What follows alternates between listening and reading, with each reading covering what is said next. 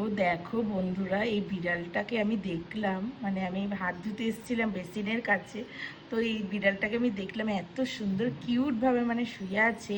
মানে আমার ঘর থেকে দেখা যাচ্ছে, এটা আমার ঘর, আর এখান থেকে আমি ওকে দেখতে পাচ্ছি।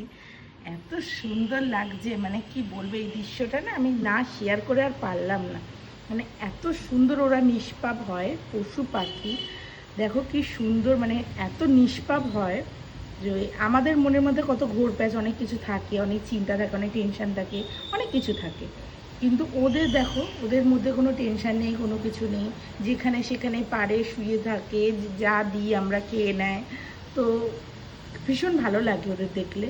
আর এমন এত সুন্দর একটা ছোট্ট বাচ্চার মতো শুয়ে আছে না, দেখেও ভালো লাগছে। দেখো, স্পষ্ট বুঝতে পারছো নাকি আমি জানি না, কিন্তু ভীষণ সুন্দর, ভীষণ কিউট লাগছে। তো তাই জন্য আমি শেয়ার করতে বাধ্য হলাম এই দৃশ্যটা। তোমরা অবশ্যই জানিও এই ভিডিওটা তোমাদের কেমন লাগলো।